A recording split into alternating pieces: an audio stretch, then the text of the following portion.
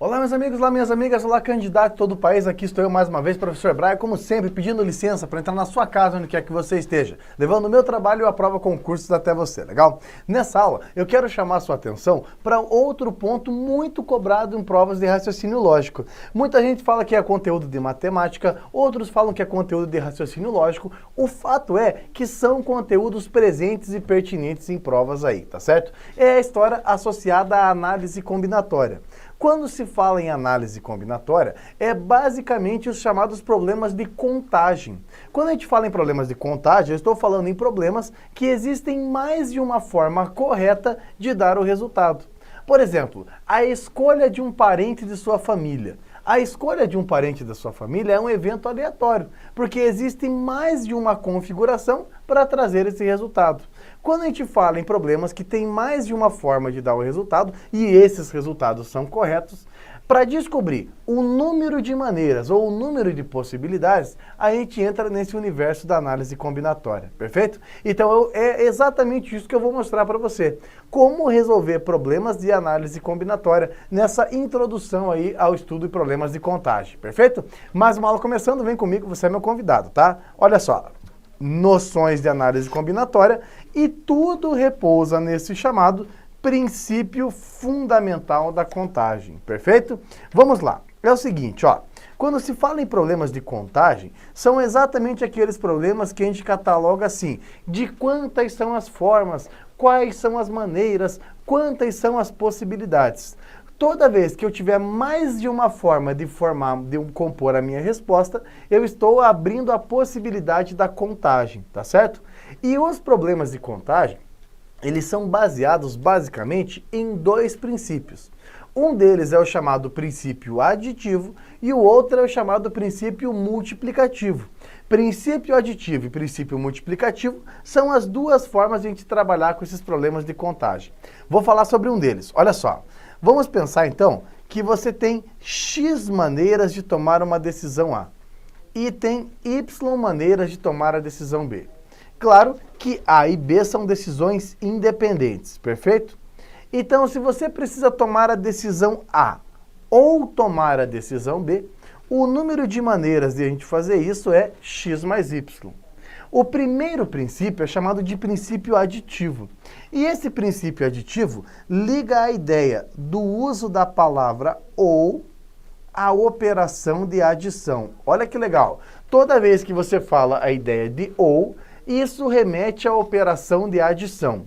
Ou vira adição. Perfeito? Essa é o primeiro princípio que a gente tem de contagem. Outro princípio de contagem é o princípio multiplicativo. Olha só, o princípio multiplicativo é o seguinte, olha, se você tem X maneiras de tomar uma decisão A, perfeito? E depois que você toma a decisão A, você tem Y maneiras de tomar a decisão B. Agora, se você precisa tomar as decisões de forma sucessiva A e B, o número de maneiras de fazer isso é X vezes Y. Note que o princípio multiplicativo carrega o fato agora de usar o uso do e para a operação de multiplicação. Então, toda vez que você fala do uso do e, isso remete à operação de multiplicação. Essas são as ferramentas e esses são os princípios para resolver. Toda vez que usa ou, a operação é de mais. Toda vez que usa e, a operação é de multiplicação. Ou transforma em adição e transforma em multiplicação.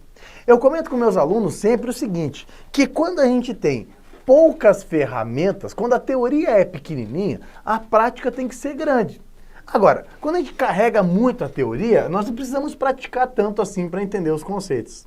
Essa história de usar o e e usar o ou parece muito fácil. Olha, usou ou é mais, usou e é vezes. Só que você só vai dominar por completo essa técnica quando você resolver muitos problemas mesmo. E é exatamente o que a gente vai pensar agora. Vamos resolver muitos problemas para que você consiga dominar a técnica de uma forma bacana aí, legal? Lembrando, ou é mais, e é vezes, certo? Bora lá. Seguinte, ao longo dos anos dando aula para concurso presencial e todas as outras oportunidades que tive, eu fui obrigado, confesso a você, a resolver um livro inteiro de análise combinatória. Eu resolvi de capa a capa todos os exercícios. E separei algumas dicas que não são muito comuns aí. Você não acha a galera falando muito sobre essas dicas de combinatória. É o seguinte, olha, algumas dicas que vão facilitar ou principalmente vão te dar um norte de trabalho.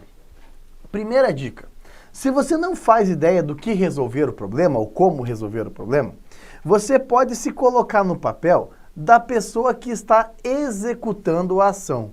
Se colocar no papel da pessoa que está executando a ação é uma boa ideia. Assim você tem noção do que está acontecendo. Então, se o problema fala de senhas, pensa que é você que está organizando as senhas. Se o problema fala de escolher pessoas para tirar uma foto, pensa que é você que está organizando as pessoas. Se fala em escolher os pratos no restaurante, pensa que é você que está fazendo. Se coloque no papel de quem está executando a ação. Isso faz você abrir um pouco mais a cabeça e entender o contexto do problema. Se mesmo assim você não conseguir resolver a questão, tem uma dica número 2. A dica número 2 é a seguinte: sempre que for possível, procure dividir as suas decisões em decisões que tornem mais simples o problema. Ou seja, se você precisa tomar 5 decisões, tome uma de cada vez. Não tente fazer as 5 simultaneamente. Isso pode dificultar, pode complicar um pouco a sua vida. E a terceira dica é o seguinte, olhem, diante de algum problema, de alguma restrição, de alguma dificuldade, não adie essa dificuldade. Se você tem algum problema específico, por exemplo, alguém tem que ser o primeiro, a senha tem que ter uma vogal, tudo isso deve ser levado em consideração no começo, perfeito? Claro que só a teoria e as dicas pouco efeito tem, então vamos praticar agora. Olha só, começando os trabalhos. Existem apenas 4 caminhos para ir de P até Q. Para ir de P até Q. Perfeito? E apenas 2 caminhos para ir de Q até R. E apenas 3 caminhos para ir de R até S. Qual é o número de caminhos para ir de P a S, passando necessariamente por Q e depois por R? Então, olha só. Existem 4 caminhos de P aqui, ó. Caminho 1, caminho 2, caminho 3, caminho 4. Perfeito? Depois, existem 2 caminhos para ir de Q até R, ó. 2 caminhos de Q a R. 3 caminhos de R a S. 2, 3 caminhos de R a S. Note, eu preciso sair de P até Q, e de Q até R, e de R até S. Eu reforço a utilização do E para você lembrar que toda vez que a gente usa o E, nós remetemos à operação de multiplicação. Perfeito? Quantas decisões eu posso tomar de P a Q? Uma, a primeira, ou a segunda, ou a terceira, ou a quarta. Tem 4 maneiras para ir de P até Q. De Q até R são 2 maneiras. E de R até S eu tenho a primeira, ou a segunda, ou o terceiro caminho. Portanto, o número de maneiras de fazer o trajeto é 4 vezes 2 vezes 3. 4 vezes 2 é 8, 8 vezes 3 é 24. Ou seja, tem 24 formas para eu sair de P, ir até S, passando necessariamente pelas 2 cidades intermediárias. Problema inicial, só para você ver, ou mais e multiplicação. Mais uma? Claro, mais uma. No restaurante, são oferecidos 4 tipos de carne, 5 tipos de massa, 8 tipos de salada e 6 tipos de sobremesa. De quantas maneiras diferentes podemos escolher uma refeição, composta por uma carne, uma massa, uma salada e uma sobremesa? Repare, a pessoa vai no restaurante e vai escolher uma carne e uma massa e uma salada e uma sobremesa. Note que ele está necessariamente escolhendo todas, tá certo? Quando você usa a ideia do E, moçada, tem que estar muito claro a você que o uso da ideia de E remete basicamente ao fato de que vai ter que ter o primeiro, o segundo, o terceiro, o quarto. Quando você usa ou, você está deixando a possibilidade de não escolha, perfeito? Então fala assim, eu vou escolher uma carne ou uma massa. Você pode escolher sua carne ou sua massa. Quando você fala, vou escolher uma carne e uma massa, você está fazendo uma e a outra, perfeito? Vamos lá. Na hora que você vai escolher a carne, são 4 opções. Na hora que você vai escolher a massa, são 5 opções. Na hora que você vai escolher a salada, são 8 opções. E na hora que você vai escolher a sobremesa, são 6 opções. Fazendo continhas juntos, vai ser 4 vezes 5 vezes 8 vezes 6. 4 vezes 5 vezes 8 vezes 6 dá 960. 960 possibilidades, valor que aparece aqui na letra E. Bacana? Note E multiplicação ou é soma. Perfeito? Vamos para mais uma? Vamos lá então. Próxima questão. Ó. Diz o seguinte. Uma melodia é uma sequência de notas musicais. Para compor um trecho de 3 notas musicais, sem repeti-las, o músico pode utilizar 7 notas que existem na escala. Qual é o número de melodias diferentes possíveis a ser escritas? Repare, olha, nós vamos fazer um trecho com 3 notas musicais. Então, o nosso trecho vai ter uma nota 1, e uma nota 2, e uma nota 3. São 3 notas musicais, perfeito? Só que você não pode repetir as notas, hein? Não esquece desse detalhe. Nós não podemos repetir as notas.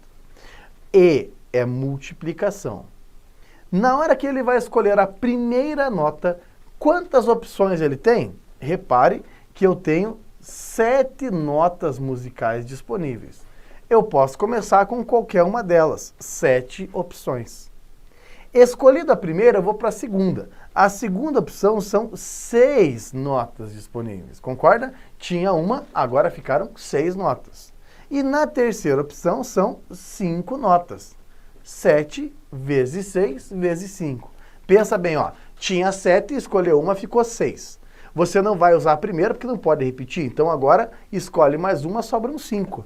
7 vezes 6 vezes 5 é o nosso resultado, 210. 210, valor que aparece aqui na letra D. Bacana? Veja que era a nota 1, e a nota 2, e a nota 3. Não se faz melodia com a nota 1, ou a nota 2, ou a nota 3. Perfeito? Mais uma? Vamos lá então, ó. Muito treino. Agora para o vídeo, tenta resolver, veja o que você acha e depois presta atenção no meu comentário, tá? Olha lá. Em um shopping center, possui 4 portas de entrada para o andar térreo, 5 escadas rolantes ligando o térreo ao primeiro pavimento, 3 elevadores que conduzem do primeiro para o segundo pavimento. De quantas maneiras diferentes uma pessoa partindo de fora do shopping pode atingir o segundo pavimento usando esses acessos mencionados? Eu quero chamar sua atenção naquela primeira dica, se coloque no papel de quem está executando a ação. Pense que você está lá fora e precisa chegar no segundo andar desse shopping, certo? Veja, primeira coisa que você vai ter que fazer, entrar no shopping. Depois, em seguida, você vai ter que buscar um acesso ao primeiro pavimento. Depois, estando no primeiro pavimento, você vai ter que chegar ao segundo pavimento. Então, repare, você vai entrar e buscar o primeiro pavimento e depois buscar o segundo pavimento. Note que a ideia do e nos remete à multiplicação. Quantas maneiras eu tenho para só entrar no shopping, pôr o pé dentro desse shopping? São 4 portas de entrada. No primeiro, 4 portas, perfeito. Entrou no shopping por uma das 4 portas. Agora, você vai buscar algum acesso para o primeiro pavimento. De quantas formas dá para fazer isso? 5 escadas rolantes, ligando o térreo ao primeiro pavimento. Escolheu uma delas, chegou no primeiro pavimento. E depois vai buscar o segundo pavimento. Tem 3 formas disso acontecer, então, vezes 3. Fazendo continhas, 4 vezes 5 vezes 3, são 60 possibilidades, 60, resultado que aparece aqui na letra E. Maravilha? Entrar esse por primeiro e depois ir para o segundo pavimento. Legal? Vamos para frente? Mais uma, ó. A senha de um cartão eletrônico possui 7 caracteres, todos distintos, ou seja, todos diferentes, sendo 4 algarismos e 3 letras maiúsculas, intercalando algarismos e letras. Então, olha só, intercalando algarismos e letras. Então, ó, algarismo, letra, algarismo, letra, algarismo, letra, algarismo. Perfeito? 4 algarismos e 3 letras. Legal. Assim, você fecha 7 possibilidades. Maravilha. Sabendo dessa configuração, então, algarismo, letra, algarismo, letra, algarismo, letra, algarismo. Sabendo que são disponíveis as 26 letras e os 10 algarismos, qual é o número de senhas diferentes que podem ser confeccionadas? Note, todos os caracteres são distintos, ou seja, todos eles são diferentes. Então, na hora que você vai escolher o primeiro algarismo, ele pode ser 0, 1, 2, 3, 4, 5, 6, 7, 8 ou 9. Então, tem 10 opções. Qualquer um dos 10 algarismos pode começar a sua senha. Na hora que você vai escolher a primeira letra, você tem um alfabeto inteiro à sua disposição. Então, tem 26 letras possíveis. Perfeito? Na hora que você vai escolher o segundo algarismo, você não tem mais 10 opções, você tem apenas 9. Por que 9 opções? Claro, porque um algarismo já foi usado. Então, das 10 opções, tem uma a menos, que é 9. Eu não estou falando que é o número 9, eu estou falando que são 9 opções. São todas menos aquela que se deixou na primeira. Perfeito? Na hora que você vai escolher a próxima letra, quantas opções você tem? 25. Por que 25? Fácil, porque você tinha 26 letras para escolher, usou uma, então sobraram 25 letras. Na hora que eu vou escolher o próximo algarismo, quantas opções eu tenho? 8. Boa! Eu já usei 2 algarismos, então eu tenho 8 disponíveis. E na hora de fazer a próxima letra? 24. Eu tinha 26, usei uma, sobraram 25, já usei 2, agora sobram 24. E fechando os trabalhos, 7 algarismos à sua disposição. Note que essa história do distinta é porque não cabe a repetição. A letra ou algarismo que foi usado não será usado novamente. Perfeito?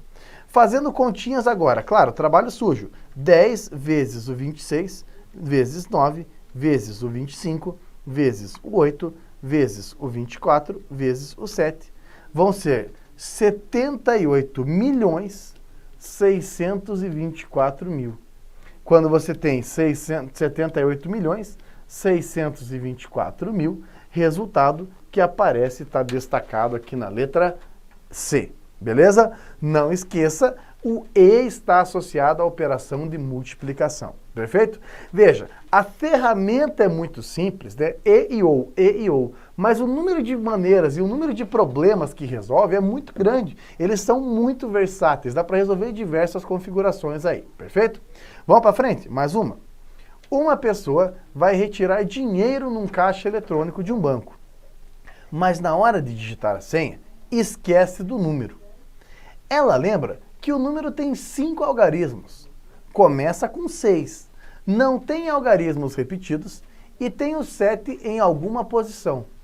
Qual é o número máximo de tentativa para acertar essa senha? Eu quero chamar sua atenção aqui, até peço desculpas talvez pela maneira que eu me coloque, mas eu lembro muito da minha bisavó. Cara, minha bisavó é assim, ela vai no banco, ela esquece a senha e começa a dar umas dicas da hora. Olha só quais são as dicas, ó. São 5 algarismos. Além de ser 5 algarismos, começa com 6. Não tem número repetido e tem o 7 em alguma posição.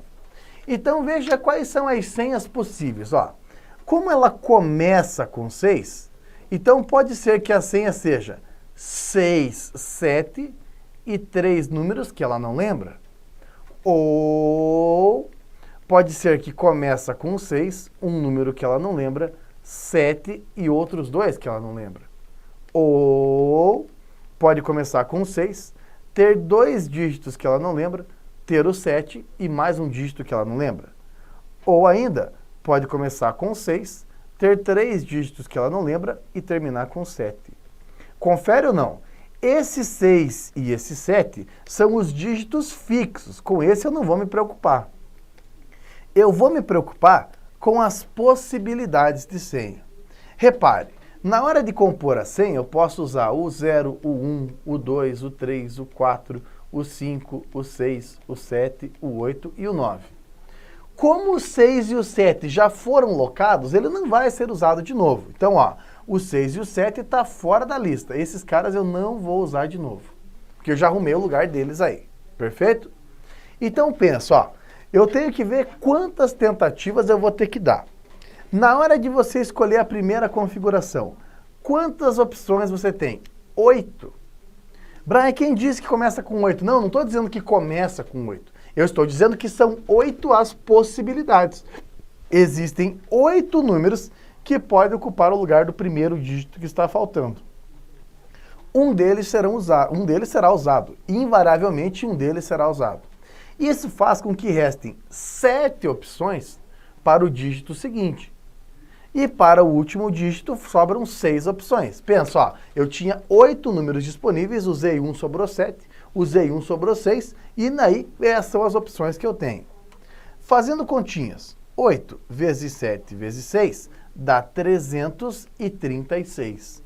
336 é o número de maneiras de fazer o 6 e o 7 e ver os dígitos que estão faltando. Agora, 6 pula 1, 7 e 2 que estão faltando. Olha só, na hora de eu escolher o primeiro dígito que está faltando, novamente, eu conto com 8 possibilidades. Só não vale o 6 e só não vale o 7. Depois, eu tenho 7 possibilidades, fechando com 6 possibilidades. Então eu tenho 336 maneiras também de fazer senhas, com 6, pula 1, 7 e os outros 2 que estão faltando. Veja que isso vai se repetir embaixo, ó. E se a senha da pessoa for 6, pula 2, 7 e coloca o dígito que está faltando? Já usou 6, já usou 7. Então aqui eu tenho 8 opções, em seguida 7 e depois 6. 8 vezes 7 vezes 6, mais uma vez, dá 336. E fechando os trabalhos, ó, 8, 7, 6 aqui também, que dá 336. Ou seja, em cada configuração de senha, eu tenho 336 tentativas, em cada uma das configurações. Se em cada uma eu tenho 336, é só fazer 336 vezes 4. Por que 336 vezes 4? Porque são 4 configurações possíveis de senha. 336 vezes 4 dá 1.344. 1.344, valor que aparece aqui na letra B. Perfeito? Aqui eu chamo sua atenção para outro ponto importante. Não adiar dificuldades. Veja que eu tinha que locar o 6 e o 7. Já no início do problema eu fiz isso, para não ficar empurrando as dificuldades à frente aí. Maravilha? Vamos para frente? Mais uma questão? Uma prova de matemática é constituída de 16 questões do tipo múltipla escolha, tendo cada questão 5 alternativas diferentes, ou seja, 5 alternativas distintas. Se todas as 16 questões forem respondidas ao acaso, qual é o número de maneiras distintas de se preencher o cartão resposta? Repare, você tem a primeira e a segunda e a terceira e a quarta até a 16ª questão. Cada uma delas, você tem formas diferentes de montar essa resposta. Então, na hora que você vai atribuir ao acaso a primeira questão, você tem 5 alternativas. Você pode marcar letra A, letra B, letra C, letra D ou letra E. E multiplicado.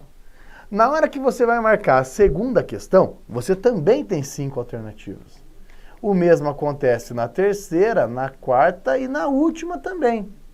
Ou seja, é 5 vezes 5 vezes 5 vezes 5 vezes 5 vezes 5, 16 vezes. Portanto, é 5 elevado a 16. 5 alternativas, 16 vezes. 5 vezes 5 vezes 5 vezes 5. 5 elevado a 16. Resultado que aparece está destacado aqui na letra E. Maravilha? Legal? Que bom. Vamos para frente. Mais uma. Quantos são os números inteiros e positivos de 5 algarismos que não têm algarismos adjacentes iguais? Repare, ó, um número que é formado de 5 algarismos, ele tem algumas características. Ele tem unidade, dezena, centena, milhar e tem também a dezena de milhar. Confere? Um número de 5 algarismos é assim. Ele tem unidade, dezena, centena, milhar e a dezena da milhar. Maravilha! Agora é o seguinte, olha. Os algarismos adjacentes têm que ser iguais, não podem ser iguais. Perfeito? O que significa isso? Que se você usou, por exemplo, na dezena da milhar o 2, na milhar você não pode usar o 2. Se você usou na centena o 7, na unidade, na dezena você não pode usar o 7. Agora pense, ó, um número de 5 algarismos, eu preciso marcar quantas são as possibilidades. Pergunta, de quantas maneiras diferentes eu posso marcar a dezena de milhar? Quantas são? Quantas opções eu tenho? Boa, eu tenho 9 opções. Você fala, Brian, da onde que são 9? Fácil. Um número de 5 algarismos, ele pode começar com 1, com 2, com 3, com 4, com 5, com 6, com 7, com 8, com 9. Um número de 5 algarismos só não pode começar com 0. Concorda? 0 nunca é uma opção para o primeiro algarismo, porque senão fica um 0 à esquerda. Legal? Então, ó, nessa posição, pode ser o 1, o 2, o 3, o 4, o 5, o 6, o 7, o 8 e o 9. Qualquer um deles é bem-vindo. Na hora que você vai escolher a milhar, quantas opções você tem? 9 também. Aí você fala, mas por que é 9? Fácil. Só não vale quem ficou na dezena da milhar. Então veja só, você tem 9 números disponíveis, usou 1. Então, Brian, sobrou 8. Mas daí volta o 0. Na dezena da milhar, não valia o 0. Na milhar, volta o 0. Então, na milhar, é 0 mais todos aqueles que você não usou. Perfeito? Um deles vai ficar ali. E na hora de você marcar a centena, agora vem o charme da questão. Na hora que você vai marcar a centena, quantas opções você tem? 9? Brian, da onde 9, cara? Não estou entendendo nada. Por que 9? Fácil. São 9 opções também, porque você pensar assim, olha, o único número que não é bem-vindo é o adjacente, ou seja, o dígito da milhar. Suponha que na milhar você usou o algarismo 7. Na centena não pode usar o 7. É essa a restrição. Perfeito? Aí, vamos para a dezena. Quantas opções você tem para a dezena? 9. E por que 9? Porque na dezena só não vale o dígito da centena. E na unidade, quantas são as opções? 9 também, porque não vale o da dezena. Final das contas é 9 elevado à quinta, resultado que aparece aqui na letra E. Bacana? Veja, nessa história de ter algarismos adjacentes iguais, só não vale o do lado, né? O vizinho dele. Se você usou o 7, não pode ser o 7. Os outros são todos bem-vindos. Perfeito? Vamos fazer mais uma? Vamos lá então, ó. As placas de automóveis do Brasil são compostas por 26 letras do alfabeto, seguidos de 4 algarismos. Pergunta, qual é o número de placas diferentes que começam com K ou pela letra L? Então, olha só, são 3 letras, ó, 1, 2, 3 letras, 1, 2, 3, 4 algarismos.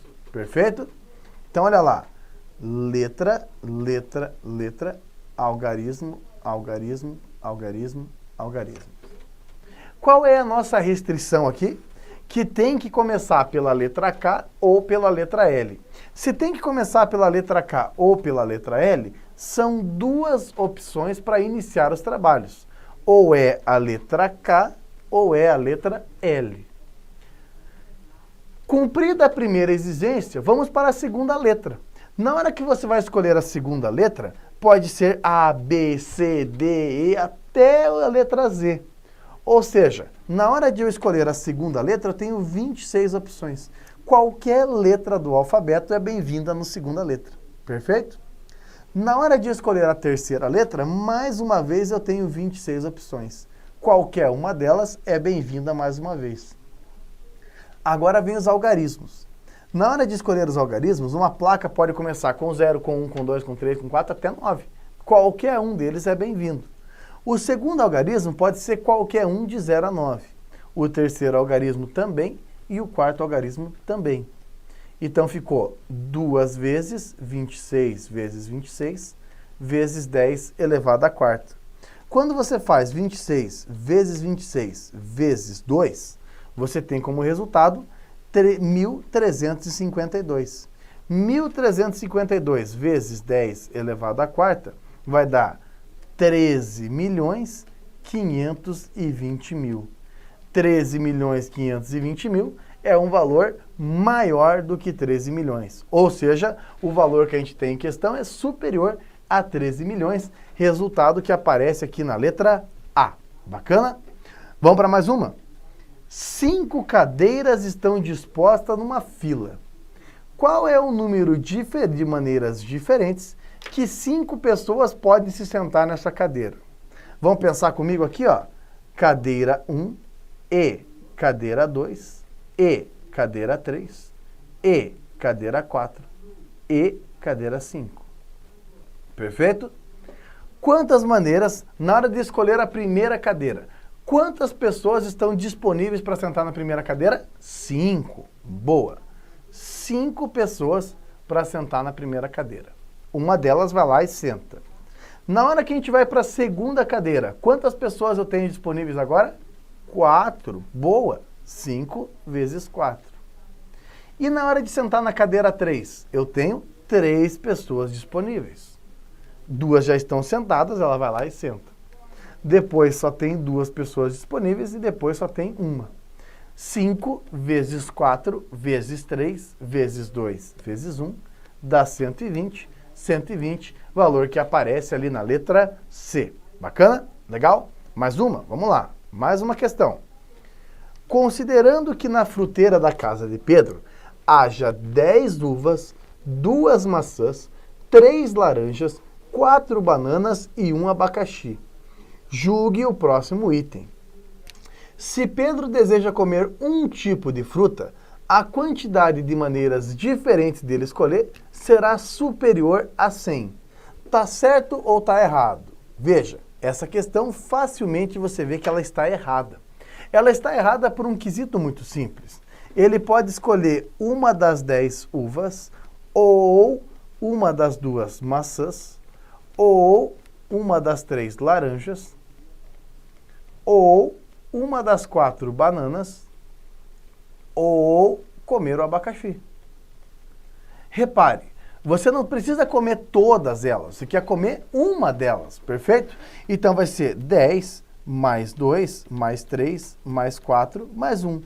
Então o número de maneiras de ele fazer essa escolha é 20 e não é superior a 100 como o enunciado está propondo. Note, ele vai fazer a escolha por uma ou pela outra espécie de fruta, certo? Vamos para mais uma? Olha só. Com os algarismos 0, 1, 2, 3, 4, 6 e 7, qual é o número total de 3 algarismos, sem repetição, que podem ser formados? Ou seja, nós não podemos repetir algarismos, certo? Veja, se são número de 3 algarismos, é porque tem a centena, tem a dezena e tem a unidade. Confere? Centena, dezena e unidade. Na hora que você vai escolher a centena, pode ser 1, 3, 4, 6 e 7.